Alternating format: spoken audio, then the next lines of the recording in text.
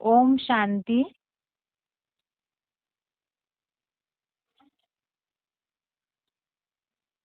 आज के गीता श्लोक क्लास में श्लोक नंबर है तीसरे अध्याय का 19 नंबर श्लोक, अध्याय 3, श्लोक नंबर 19। श्लोक है तस्मादसक्तः सततं कार्यं कर्म समाचर असक्तो ह्याचरन् कर्म परमाप्नोति पुरुषः। श्लोक दोबारा। तस्मादसक्तः सततं कार्यं कर्म समाचर असक्तो ह्याचरन् कर्म परमाप्नोति पुरुषः। श्लोक का संधि विच्छेद है तस्मात् असक्त सततं कार्यं कर्म समाचर। असक्तः हि आचरन् कर्म परम आपनोति पुरुषः। संधि विच्छेद दोबारा। तस्मात् असक्तः सततं कार्यं कर्म समाचर असक्तः हि आचरन् कर्म परम आपनोति पुरुषः। शब्दों का अर्थ है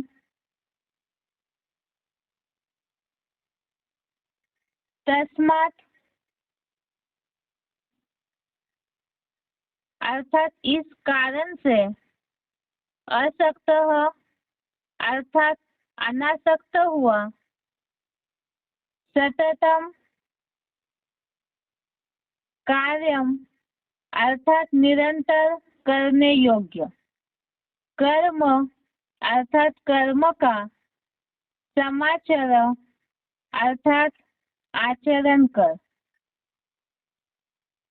यह सक्त पुरुष क्योंकि अनासक्त पुरुष कर्माचरण अर्थात कर्म का आचरण करता हुआ परमाप्नोति अर्थात परम पद को प्राप्त करता है। शब्दों का अर्थ दोबारा। तस्मात् अर्थात इस कारण से, असक्त अर्थात अनासक्त हुआ, सततम कार्यम निरंतर करने योग्य, कर्म अर्थात कर्म का, समाचर अर्थात आचरण कर। यह सक्त पुरुष अर्थात क्योंकि अनासक्त पुरुष कर्माचरण अर्थात कर्म का आचरण करता हुआ परमाप्नोति अर्थात परम पद को प्राप्त करता है। श्लोक का अर्थ है इस कारण से अनासक्त हुआ, निरंतर करने योग्य कर्म का आचरण कर, क्योंकि अनासक्त पुरुष कर्म का आचरण करता हुआ परम पद को प्राप्त करता है। इस कारण से अनासक्त हुआ अर्थात जैसे श्लोकों में बात चल रही थी, अभी जो श्लोक चल रहे हैं इसमें 17वें श्लोक से लेकर 24वें श्लोक तक जो हमने कल हेडिंग देखा था कि भगवान और ज्ञानवान के लिए लोक संग्रह अर्थ अर्थात विश्व कल्याण हेतु जो लोगों का संगठन इकट्ठा होता है उसके अर्थ कर्मों की आवश्यकता। कल के श्लोक में हमने जैसे देखा आत्मिक स्थिति में या स्वस्थिति में जो टिक जाते हैं, एकाग्र हो जाते हैं और आत्मा के लिए ही, जैसे मुरलियों में शिव बाबा बोलते हैं पुरुषार्थ अर्थ थी आत्मा के अर्थ, देह के अर्थ कोई भी कार्य में उनकी बुद्धि नहीं लगेगी, स्वार्थ में बुद्धि नहीं लगेगी।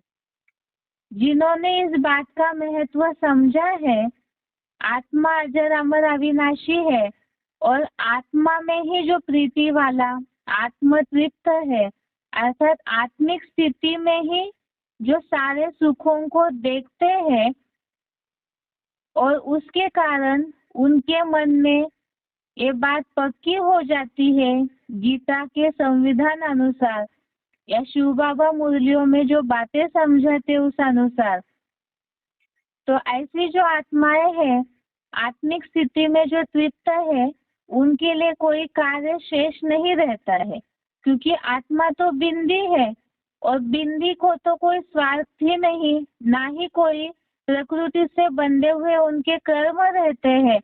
इसीलिए आत्मिक स्थिति स्वस्थिति ही स्वर्ग की अनुभूति कराने वाली है, तो उनके कार्य स्वतः ही हो जाते हैं।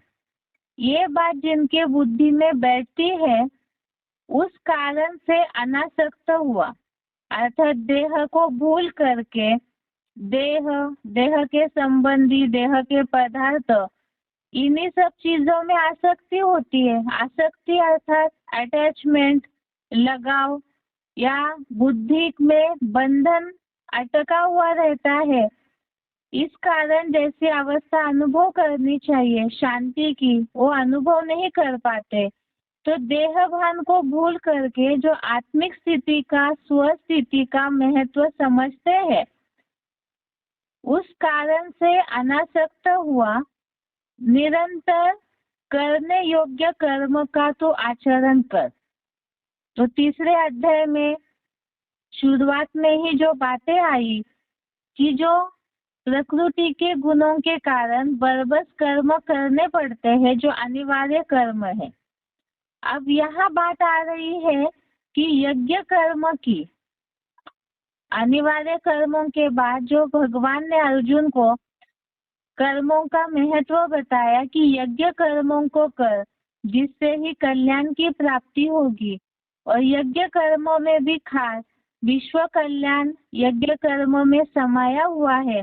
तो ऐसा निरंतर करने योग्य कर्म तू आचरण कर, क्योंकि अनासक्त पुरुष कर्म का आचरण करता हुआ परम पद को प्राप्त करता है।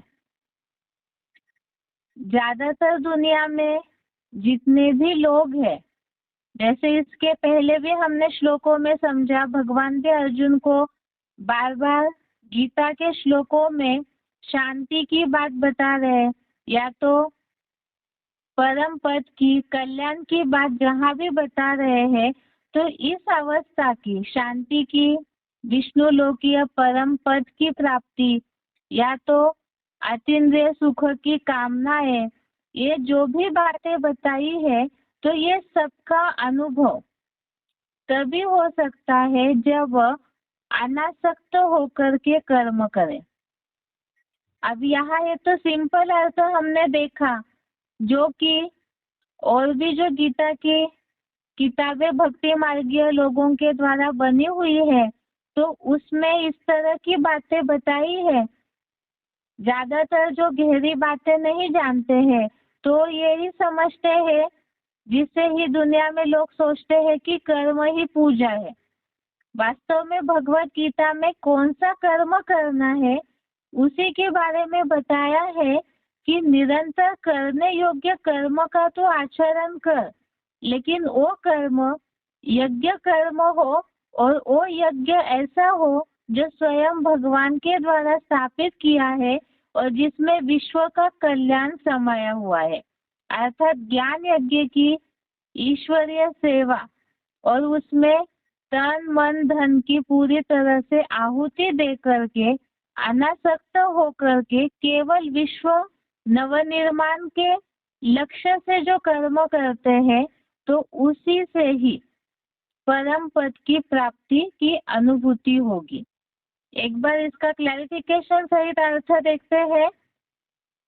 इस कारण से अनासक्त हुआ निरंतर करने योग्य विश्व नवनिर्माण के लिए यज्ञ सेवा के श्रेष्ठ कर्म का तू आचरण कर, क्योंकि अनासक्त पुरुष अविनाशी रुद्र यज्ञार्थ सेवा कर्म का आचरण करता हुआ विष्णु लोकीय वैकुंठ के परम पद को प्राप्त करता है। इसमें जहाँ बात आई है निरंतर करने योग्य कर्म की, तो ब्रैकेट में ही क्लैरिफिकेशन में वो बात समझाई है कि विश्व नवनिर्माण के लिए यज्ञ सेवा का श्रेष्ठ कर्म का तू आचरण कर। अर्थात ही केवल अगर दैहिक सुख के लिए या केवल अपने तक ही सीमित कर्म को करना ही यदि श्रेष्ठ मानते हैं, तो उसमें बंधन है, आसक्ति है, और देह के संबंधियों से रिलेटेड अगर कोई कर्म करते हैं तो वो कहीं ना कहीं आसक्ति परसेंटेजली उसमें रहती ही है। और विश्व नवनिर्माण का अर्थात ये दुनिया पुरानी है, कलयुगी दुनिया में जो बताया सब जगह अशांति अशांति है।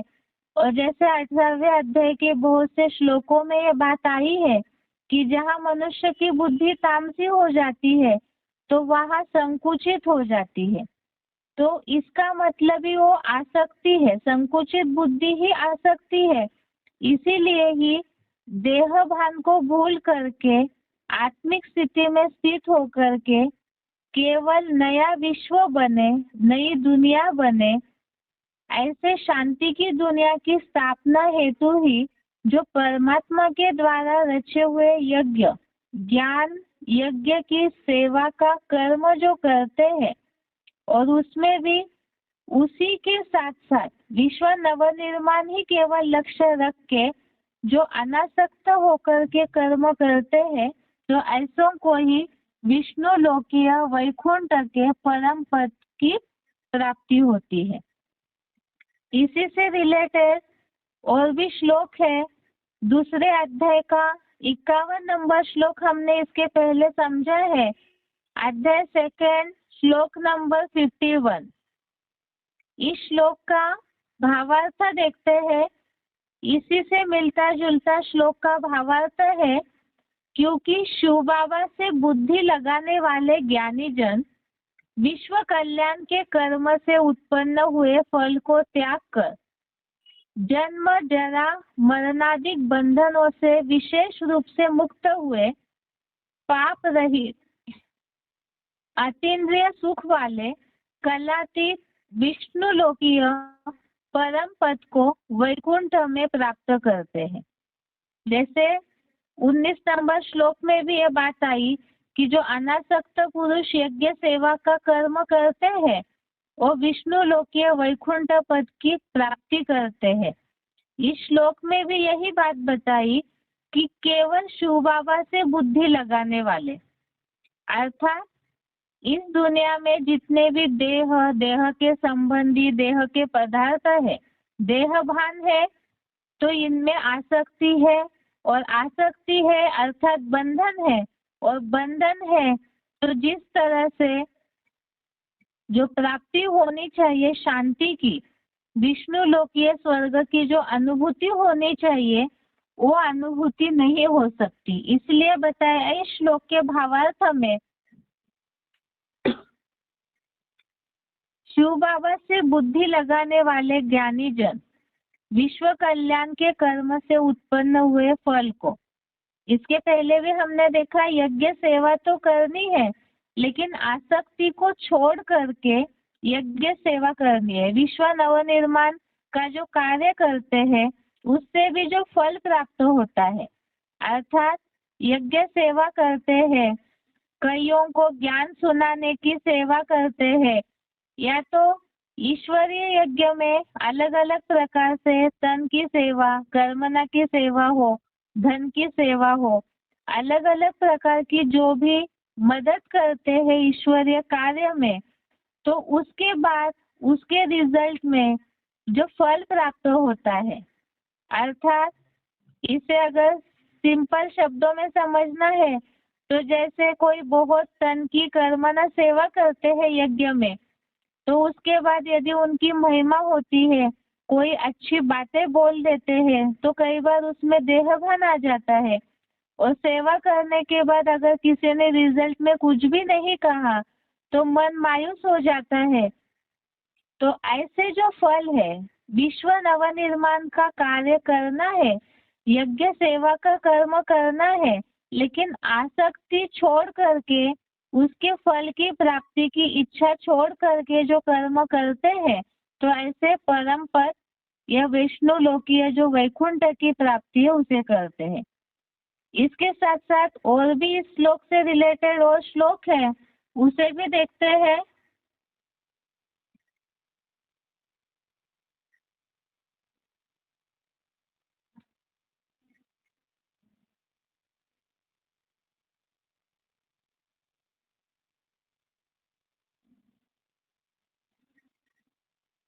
इस श्लोक से रिलेटेड आगे का श्लोक है चौथे अध्याय का 20वां श्लोक।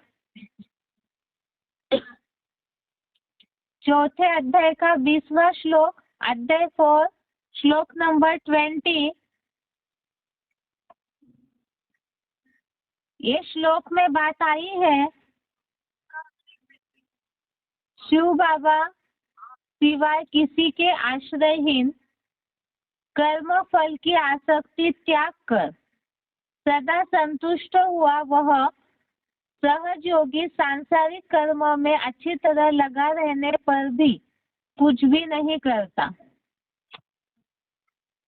यहाँ भी यही बात आई, शिव बाबा जो है वो तो जन्म मरण के चक्र में नहीं आते, और ऐसे परमात्मा से, ईश्वर से, जिन्हें इस दुनिया में किसी से भी आसक्ति ही नहीं है, ऐसे भगवान के से बुद्धियोग लगाने के सिवाय, उनके सिवाय और किसी पे भी आसक्ति न रहे।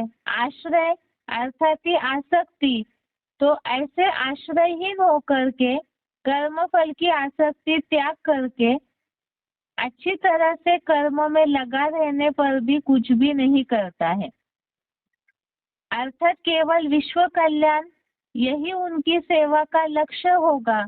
और आसक्ति त्याग कर सदा संतुष्ट हुआ, जैसे हमने पहले श्लोक में भी देखा, आत्मा में ही जो संतुष्ट है, आत्मा में ही तृप्त है।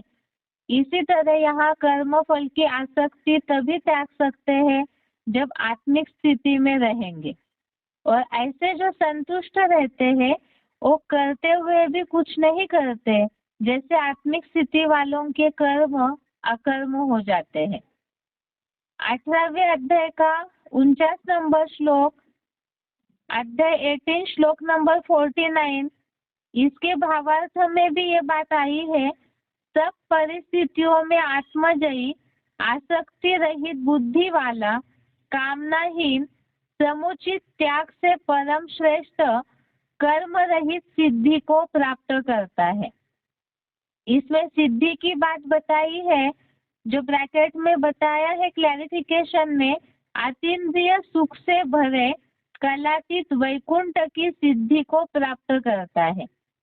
जैसे अभी तक के श्लोकों में बात आई परम पद की प्राप्ति, विष्णु लोकीय वैकुंठ की प्राप्ति, और यहाँ शब्द आया है सिद्धि की प्राप्ति, तो ये सारी बातें एक ही है। इसमें जो बात आई है नारकीय संसार की सब परिस्थितियों में आत्मजयी, तो जो आत्मिक स्थिति में रहने वाले हैं, तो ऐसे इस नरक की दुनिया की जो भी स्थिति परिस्थितियां हैं उनका उनके स्थिति पे असर नहीं होगा, आसक्ति रहित रहेंगे। जो इसके पहले हमने देखा है, सुख दुख, लाभ हानि, जय पराजय, इन सब में समान रहने वाले। और भी दूसरे अध्याय में बातें आई थी, सर्दी गर्मी, जो भी स्थिति परिस्थितियां हैं उन सब में समान तब रह सकते हैं जब आत्मजयी है, अर्थात ही जय पराजय, लाभ हानि, किसी में भी आसक्ति न हो, केवल विश्व नवनिर्माण का कर्म करना है। ऐसे आत्मिक स्थिति में स्थित होकर जो ईश्वरीय कर्म करते हैं सेवा का, तो उन्हें सिद्धि या परम पद की प्राप्ति होती है। इसके साथ चौथे अध्याय का 22वां श्लोक, अध्याय 4 श्लोक नंबर 22, इसमें भी यह बात आई है, संयोगवश जो मिले न मिले ऐसी प्राप्ति से संतुष्ट रहने वाला अर्थात ही अनासक्त। गीता में अभी तक ज्यादातर सभी इस बात को जानते हैं। गीता का भगवान ने अर्जुन को गीता बताने का खास उद्देश्य है नष्टो मोहा स्मृति लब्धा, और उन्हीं बातों को भगवान ने अलग अलग स्थिति परिस्थितियों में कैसे रहना चाहिए इसे ही अलग अलग शब्दों में अलग अलग भाव में परिस्थितियों के साथ बताया है। जैसे इस श्लोक में बात आई है, संयोगवश जो मिले न मिले ऐसी प्राप्ति से संतुष्ट रहने वाला सुख दुख आदि द्वंद्वों से परे। अब आसक्ति है तो लाभ हानि में कहीं ना कहीं स्थिति ऊपर नीचे होगी, सुख दुख में भी कहीं ना कहीं स्थिति ऊपर नीचे होगी। और जो अनासक्त होकर के केवल कर्म करना है विश्व नवनिर्माण का, ऐसे कर्म में जो लगे रहते हैं आत्मिक स्थिति में स्थित आत्मा बिंदु है।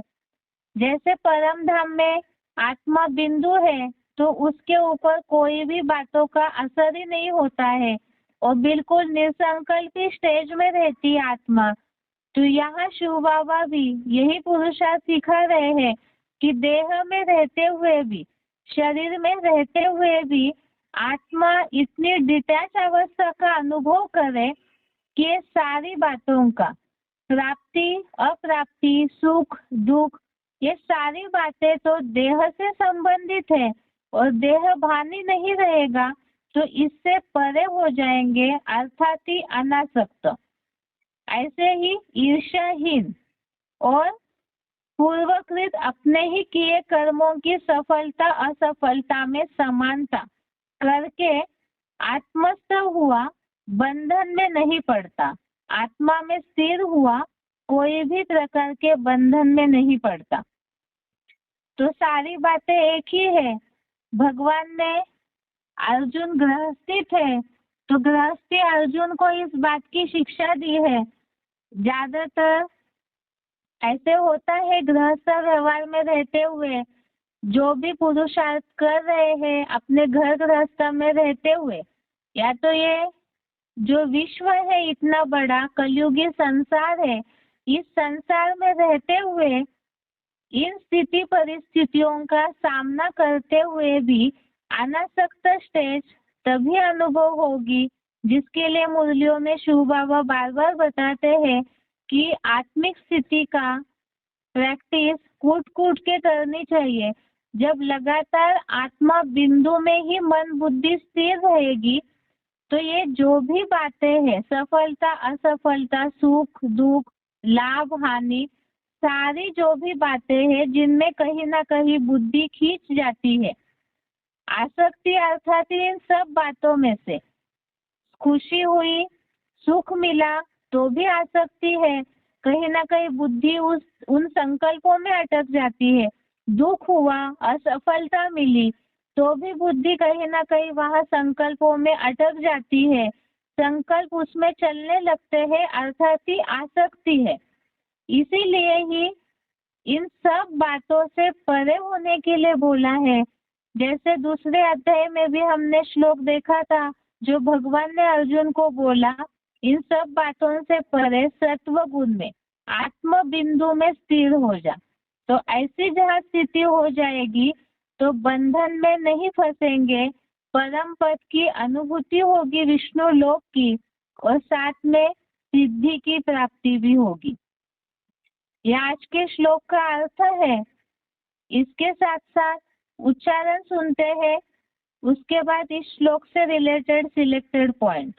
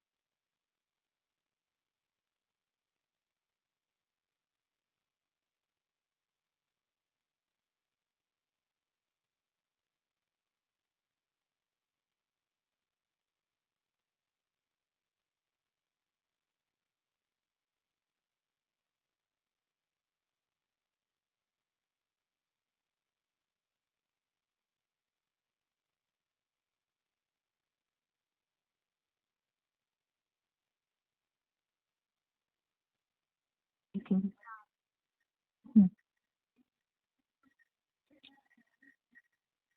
नेटवर्क प्रॉब्लम के कारण श्लोक का उच्चारण नहीं सुनाई दे रहा था, इसलिए आगे सिलेक्टेड पॉइंट देखते हैं इस श्लोक से रिलेटेड। सिलेक्टेड पॉइंट का नंबर है 24, सिलेक्टेड पॉइंट का नंबर है 24।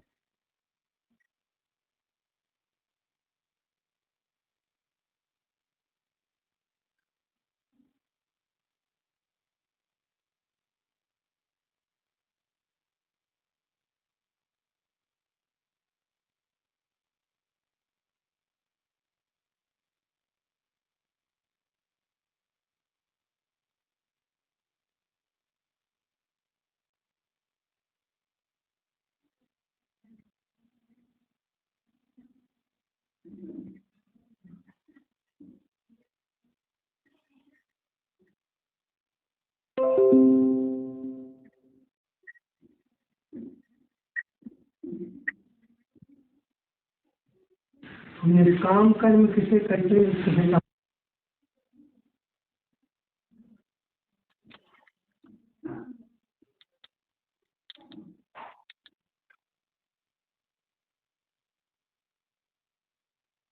निष्काम कर्म किसे कहते हैं? निष्काम कर्म करने का मतलब जो भी श्रीमत के अनुकूल है वो कर्म करते जाओ, करते जाओ। ये नहीं देखना है कि इसका रिजल्ट हमको मिल रहा है, नहीं मिल रहा है, क्यों नहीं मिल रहा है, क्यों? क्योंकि हम अपने भाग्य को जानते नहीं है कि त्रेसठ जन्मों में हमने किस तीव्र गति से या धीमी गति से कर्म किए। इसलिए निश्चिंत होकर के दृढ़ता पूर्वक, निश्चय पूर्वक अपने कर्म करते जाएं। आशा न रखें कि अब हमारे कर्मों का प्रत्यक्ष फल हमको क्यों नहीं मिल रहा है। कब मिलेगा? जब नई दुनिया बनेगी तो उसका रिजल्ट हमको हमारे कर्मों को जरूर मिलेगा। ये है निष्काम कर्म। बाकी ऐसे नहीं है कि जो भी कर्म करें उसमें इच्छा ही नहीं रखें। नहीं, हमें तो बाबा ने निष्काम कर्म की व्याख्या बताई है।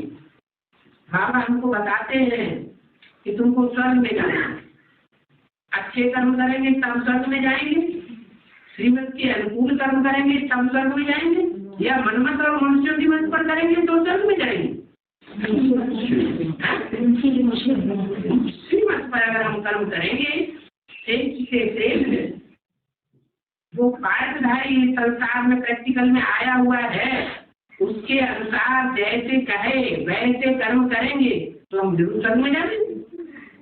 ऐसा पक्का निश्चय है, बुद्धि धारण करके चलना जीवन में। ये नहीं कि हमने इतने लंबे समय तक हमने अच्छा कर्म किए, हमने श्रीमत के खिलाफ काम तो किया नहीं, लेकिन फिर हमको रिजल्ट क्यों नहीं मिल रहा है? अगर रिजल्ट मिलने की आशा अभी रखते हैं इसका मतलब हम निष्काम कर्म नहीं कर रहे और यही दुख का कारण बन जाता है। अच्छा कर्म करते जाओ, करते जाओ, करते जाओ, श्रीमत के अनुकूल चलते जाओ। फल की आशा नहीं रखनी है। क्यों नहीं मिल रहा है? क्योंकि हमें बाप ने बताया है कि जो भी तुम अच्छे कर्म करते हो उसका फल कहाँ मिलेगा? अगले जन्म में मिलेगा या यही लेना है? भविष्य 21 जन्म में लेना है। यहाँ हर एक कर्म का फल नहीं ढूंढना है कि हमको क्यों नहीं मिलता है।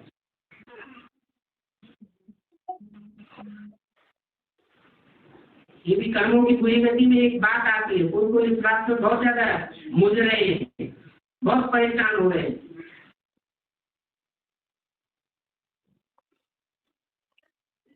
अभी जैसे सिलेक्टेड पॉइंट सुना हमने, जो शिव बाबा ने बोला है निष्काम कर्म के लिए कि श्रीमत अनुसार केवल कर्म करते जाना है, उसके रिजल्ट की अपेक्षा नहीं रखनी है।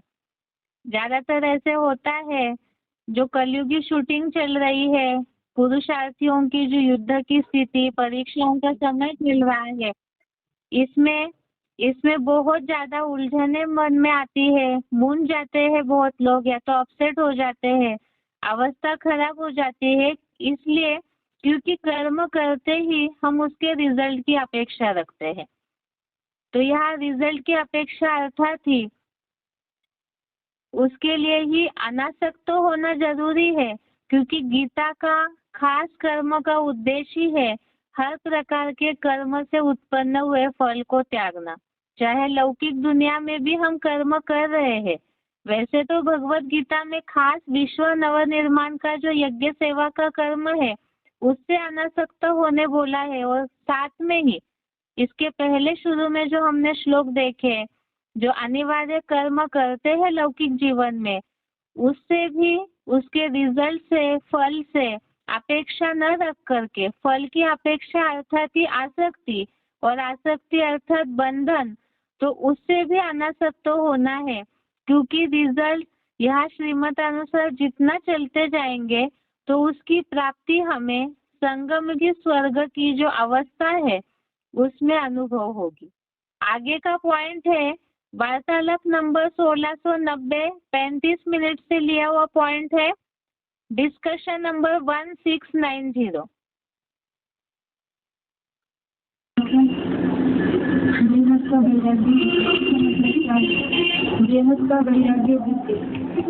बेहद का वैराग्य व्यक्ति क्या है? इच्छा मात्रम अविद्या। क्या क्या हुई? कोई भी इच्छा नहीं करनी है इस संसार की।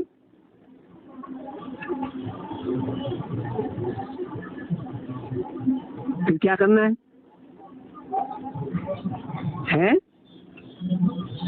क्या करना है? अरे कुछ करना है कि निठल्ले होके बैठना है? अरे हम जो हैं वो ही करना है। हम सदाकाल क्या है? आत्मा है। तो जो सदाकाल है उसी स्थिति में टिके रहना है। हम हैं ज्योति बिंदु आत्मा, इसकी संतान है परमपिता परमात्मा शिव की संतान है।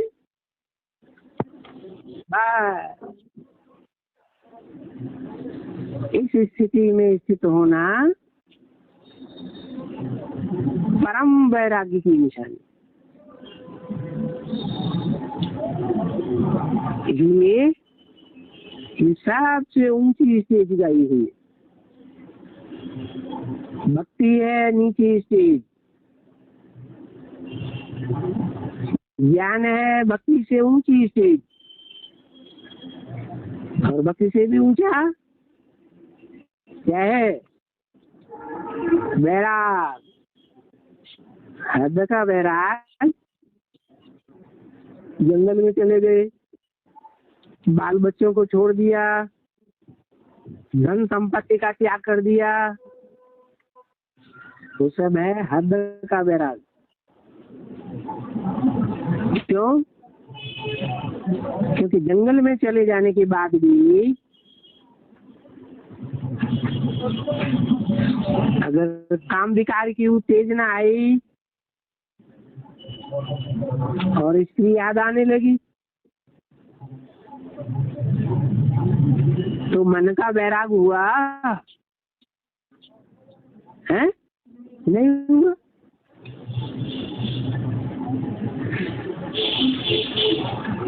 स्थूल 10 इंद्रियों का वैराग कर लिया।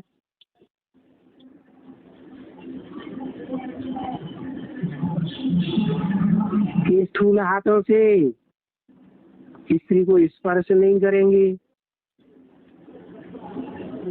आंखों से स्त्री का रूप नहीं देखेंगे, कानों से स्त्री की मधुर मधुर वाणी नहीं सुनेंगे,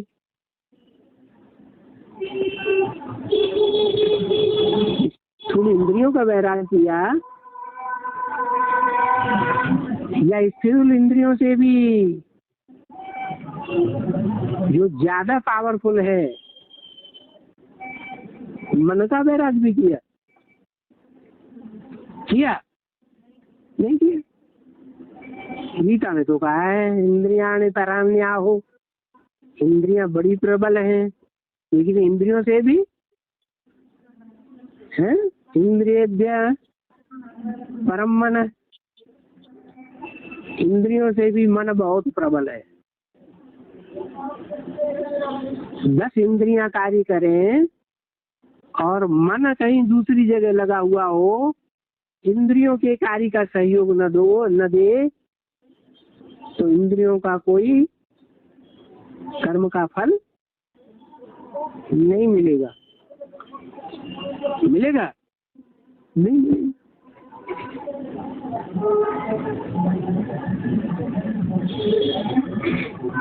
तो श्रेष्ठ से श्रेष्ठ संन्यास है मन बुद्धि का।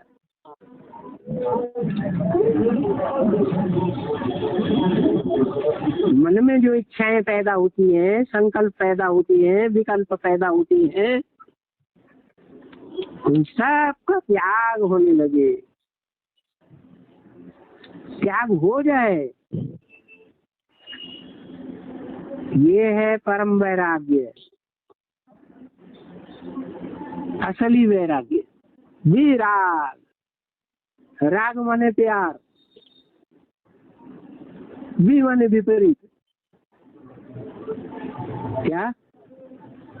राग से विपरीत वैराग।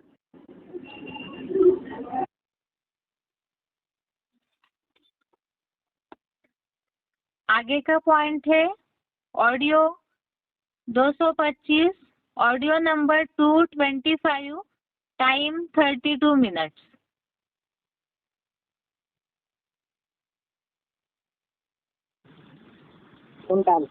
फिर बाबा ने कहा नथिंग तो होना है, लेकिन इसके लिए बड़े वैराग और त्याग की दरकार है। क्या नथिंग होना है? मेरापन समाप्त तो होना है। मेरी शान, मेरा मान, मेरा स्थान, मेरा VIP, ये खत्म तो होना है, लेकिन इसके लिए बड़े वैराग्य की जरूरत है, त्याग की दरकार है। सबसे बड़ा त्याग है अपनापन का त्याग, बॉडी कॉन्सेप्ट का अपनापन। मेरा मेरा जो आता है, मैं ही कुछ करूं, मेरी बुद्धि ही अच्छी है, अपनेपन का जो भान आता है वो मेरा मेरा उत्पन्न करता है। वो अपनापन बिल्कुल ही त्याग हो जाए तो इसमें मेहनत लगती है। पहले जब आते हैं तो पहले अपनापन व मेरापन नहीं होता। क्या कहा माना? किस समय की बात बताई? विजय माला में मेरापन बताया, अपनापन बताया, मेरा मान, मेरी शान, मेरा स्थान, मेरा VIP। लेकिन क्या शुरुआत से ही उनकी ऐसी स्टेज थी? जब से ज्ञान में आए, जब से बाबा के बच्चे बने, तब ऐसी स्टेज नहीं थी। तब उनमें त्याग था, वैराग था। बाद में शूटिंग पीरियड में हरेक की सतो रजोतमो 4 अवस्थाएं बनती है। तो उनकी भी अवस्था कैसी हो गई? काम की स्थिति हो गई। ये बताया पहले जब आते हैं तो पहले अपनापन व मेरापन नहीं होता है। पहले नशे में, निश्चय में चूर होते हैं और लवलीन रहते हैं बाप के प्यार में। फिर धीरे धीरे मेरापन मर्ज होता है। दूसरे को भी अपनेपन से देखें व समझें। जैसे मैं हूँ वैसे ये भी एक है। मेरा नाम हो व उनका हो, लेकिन नाम तो इंस्टीट्यूशन का है, नाम तो बाबा का है। तो ऐसी ऐसी बातें जो पीछे आती हैं वो त्याग को खत्म कर देती है। इसलिए इसका वैराग और त्याग चाहिए। वैराग के बिना त्याग नहीं हो सकता, और त्याग का भाग्य न मिले ये तो हो ही नहीं सकता है।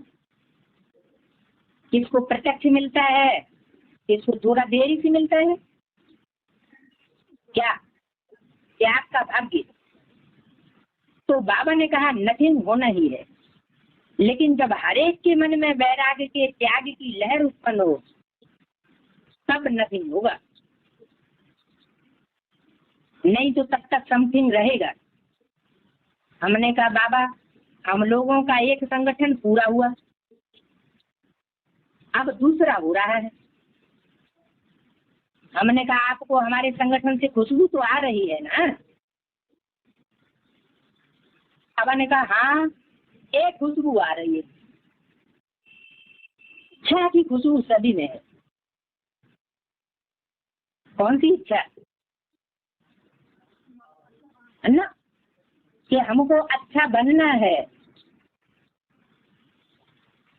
अंदर से समझते हैं कि हम अच्छे नहीं हैं, हमारे से अच्छी और आत्मा है। तो एक इच्छा की खुशबू सभी में आ रही है कि हमें अच्छा बनना ही है। इस बात में नंबरवार है, लेकिन होना है क्या अच्छा? हमने कहा कब होगा? बाबा ने कहा जब इच्छा और अच्छा का बैलेंस हो जाएगा तब फिर हो जाएगा। बाबा ने कहा ये पक्का संकल्प करें कि कोई भी हद की इच्छा नहीं रखनी, एक ही इच्छा रहे, जो बाबा की इच्छा वो मेरी इच्छा। बाबा की इच्छा सर्विस प्रति क्या है और हमारे प्रति क्या है?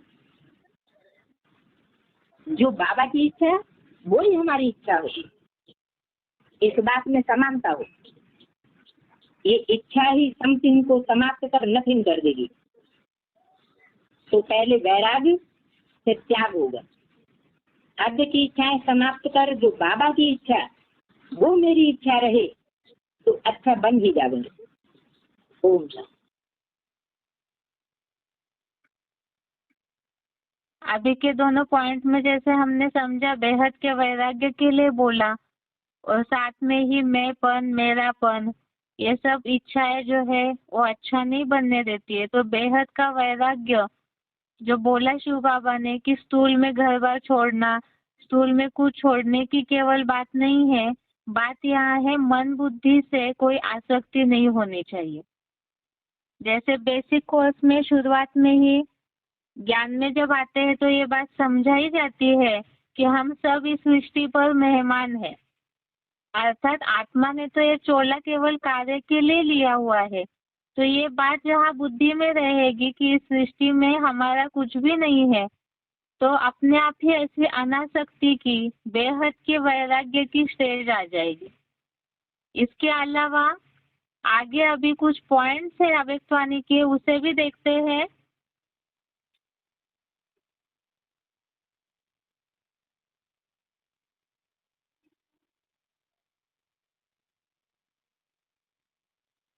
आगे इसके VCD का एक पॉइंट है, VCD नंबर 780, VCD नंबर 780।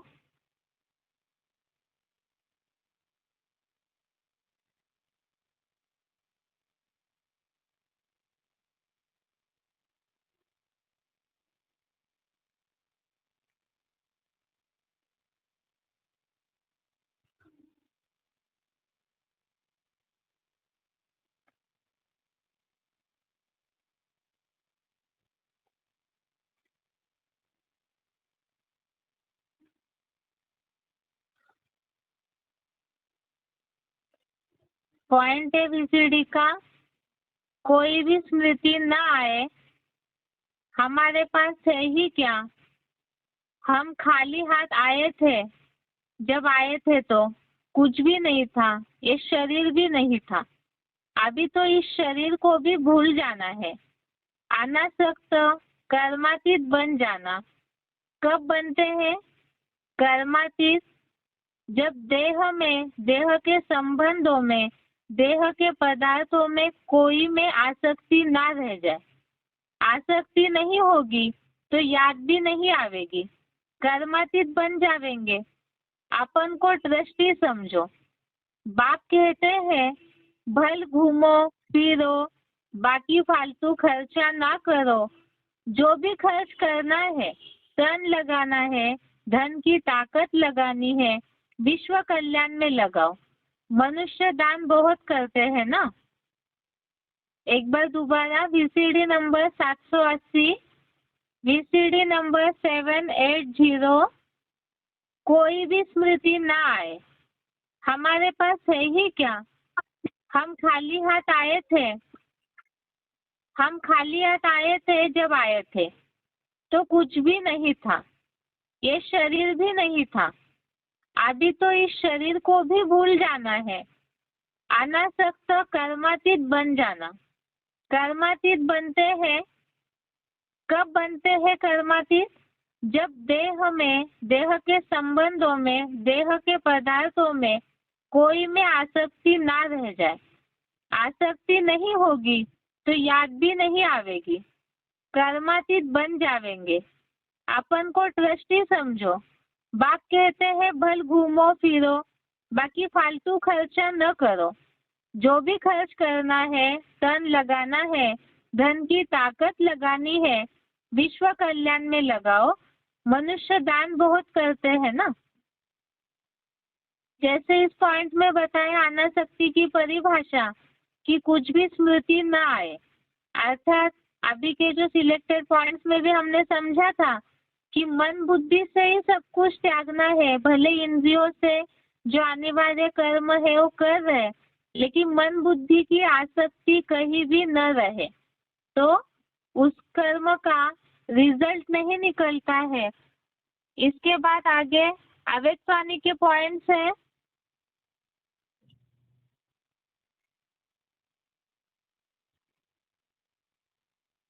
अव्यक्तवाणी का पॉइंट है आगे। अव्यक्तवाणी की डेट है 1 मार्च 71। अव्यक्तवाणी डेट 1 मार्च 71। पॉइंट है कोई भी प्रकार की आसक्ति है तो वहाँ ही माया भी आ सकती है। आसक्ति होने के कारण माया आ सकती है। अगर अनासक्त हो जाओ तो माया आ नहीं सकती। जब आसक्ति खत्म हो जाती है तब शक्ति स्वरूप बन सकते हैं। अपनी देह में व संबंधों में, कोई भी पदार्थ में कहाँ भी अगर आसक्ति है तो माया भी आ सकती है और शक्ति नहीं बन सकते। इसलिए शक्ति स्वरूप बनने के लिए आसक्ति को अनासक्ति में बदली करो। अव्यक्तवाणी की तारीख 1 मार्च 71। पॉइंट दोबारा देखते हैं। कोई भी प्रकार की आसक्ति है तो वहाँ ही माया भी आ सकती है। आसक्ति अर्थात अटैचमेंट, और जहाँ आसक्ति है, खिंचाव है, बंधन है, मोह है, तो वहाँ ही माया आ जाती है। आसक्ति होने के कारण माया आ सकती है। अगर अनासक्त हो जाओ अर्थात डिटैच हो जाएंगे, निर्मोही हो जाएंगे, बेहद के वैरागी हो जाएंगे तो माया आ नहीं सकती। जब आसक्ति खत्म हो जाती है तब शक्ति स्वरूप बन सकते हैं। अपनी देह में व संबंधों में, कोई भी पदार्थ में कहाँ भी अगर आसक्ति है तो माया भी आ सकती है और शक्ति नहीं बन सकते। इसलिए शक्ति स्वरूप बनने के लिए आसक्ति को अनासक्ति में बदली करो। अगला पॉइंट है अव्यक्तवाणी का 23 जनवरी 87 पृष्ठ 33। अव्यक्तवाणी डेट 23 जनवरी 87 पेज 33। कर्म के बंधन से मुक्त, इसको ही कर्मातीत कहते हैं। कर्मातीत का अर्थ यह नहीं है कर्म से अतीत हो जाओ, कर्म से न्यारे नहीं, कर्म के बंधन में फंसने से न्यारे, इसको कहते हैं कर्मातीत। कर्मयोगी स्थिति कर्मातीत स्थिति का अनुभव कराती है। बात चल रही है अनासक्ति की, तो इस पॉइंट में ये बात बताई कर्म से न्यारे नहीं होना है, कर्म बंधन में फंसने से न्यारे, अर्थात जो कर्म का रिजल्ट आता है उसके प्रति जो आसक्ति आती है तो उस बंधन में फंसने से न्यारे। पॉइंट दोबारा, कर्म के बंधन से मुक्त, इसको ही कर्मातीत कहते हैं। कर्मातीत का अर्थ यह नहीं है कर्म से अतीत हो जाओ, कर्म से न्यारे नहीं, कर्म के बंधन में फंसने से न्यारे, इसको कहते हैं कर्मातीत। कर्मयोगी स्थिति कर्मातीत स्थिति का अनुभव कराती है।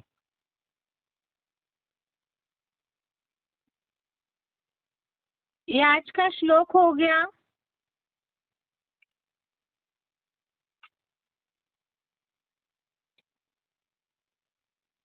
इसके अलावा केवल 5 मिनट के लिए बेसिक कोर्स का टॉपिक देखते हैं। कल जैसे हमने समझा था रिवीजन के, इसमें सृष्टि की आयु लाखों वर्ष नहीं हो सकती है। जैसे मनुष्य 84 लाख जन्म नहीं लेते, उसे प्रूव किया, वैसे ही सृष्टि की आयु लाखों वर्ष भी नहीं हो सकती, क्योंकि लाख जन्म की मान्यता सिद्ध हो गई कि लाख जन्म नहीं होते, तो उस अनुसार सृष्टि की आयु भी लाखों वर्ष नहीं हो सकती।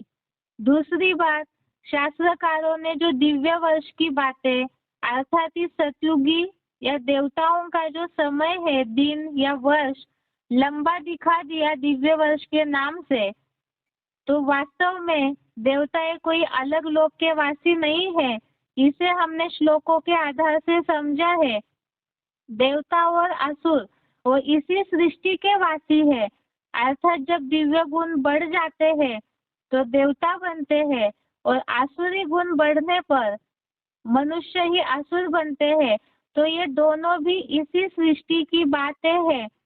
इसके साथ साथ ही जब ये सिद्ध हो गया देवता असुर इसी पृथ्वी के वासी है, तो इसी पृथ्वी का ये जो समय है, जो काल चक्र है, दिन रात है, उसका समय तो ढूंढा हुआ ही है।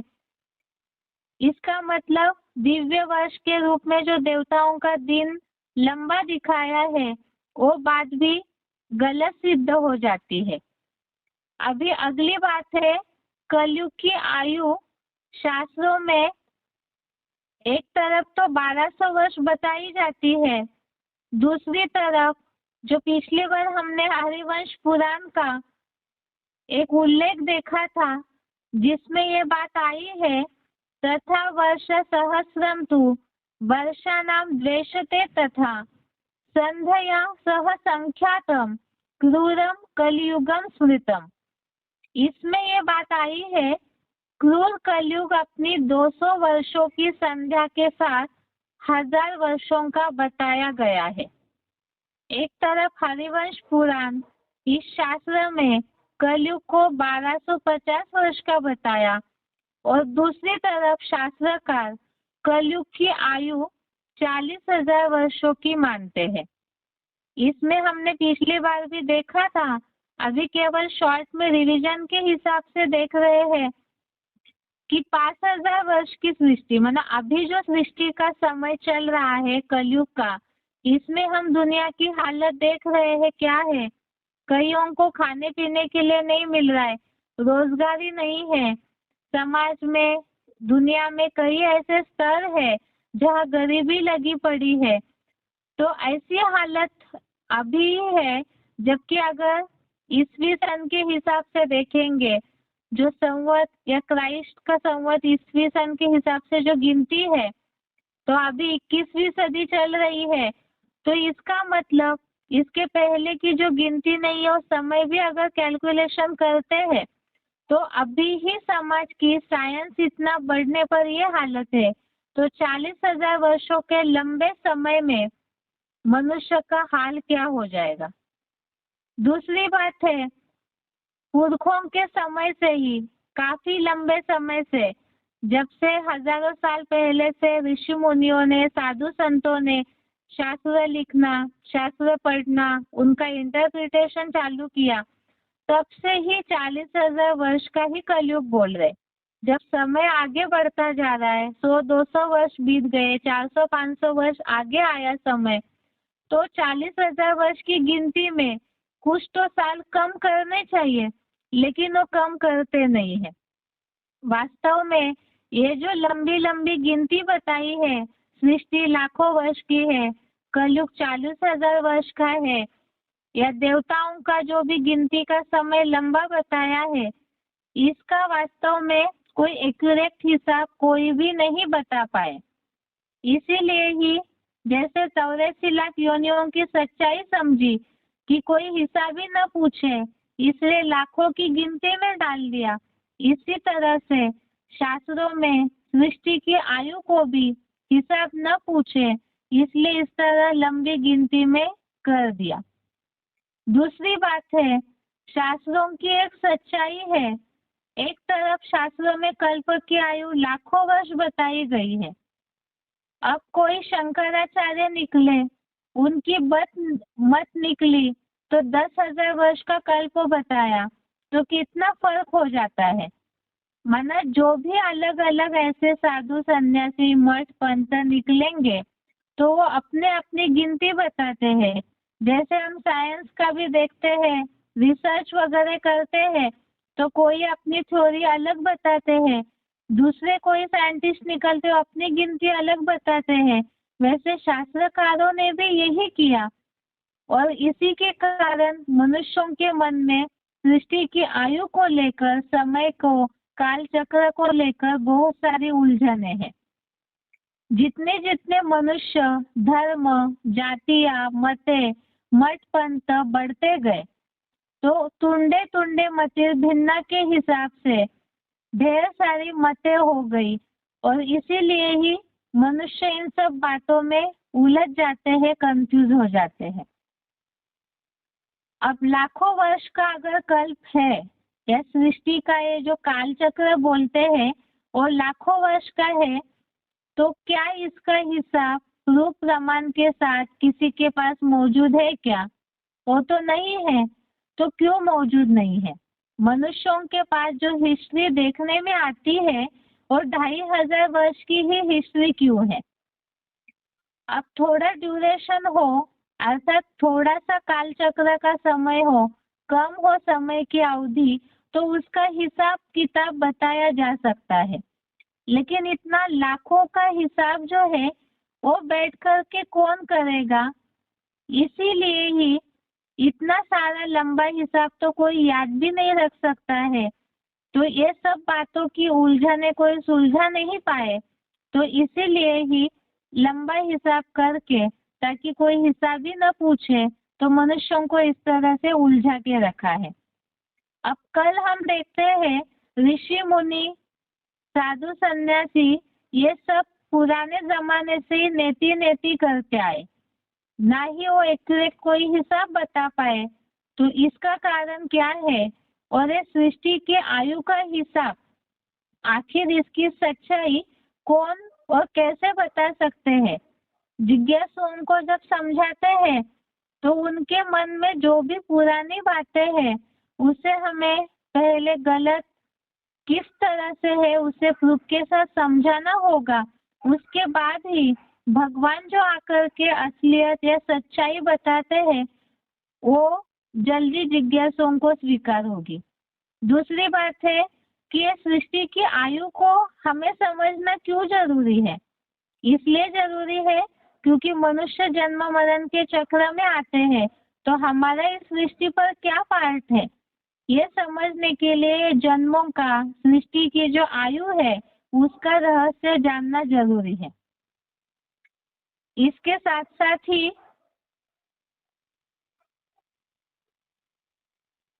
आज का गीता श्लोक क्लास पूरा करते हैं, लेकिन इसके पहले एक अनाउंसमेंट है।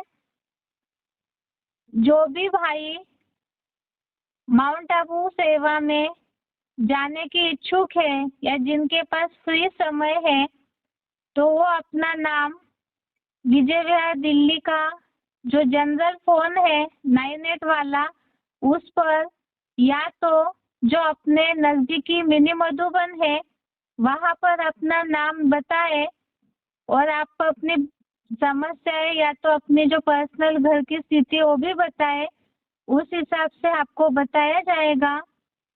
सूचना दोबारा माउंट आबू सेवा में भाइयों की आवश्यकता है, तो जो भी भाई सेवा में जाने की इच्छुक है, विजय विहार दिल्ली का जो जनरल फोन नंबर है 98 वाला, या तो अपने जो नजदीकी मधुबन है वहां पर अपना नाम नोट कराएं। इसके साथ आज का गीता श्लोक क्लास पूरा करते हैं। ओम शांति।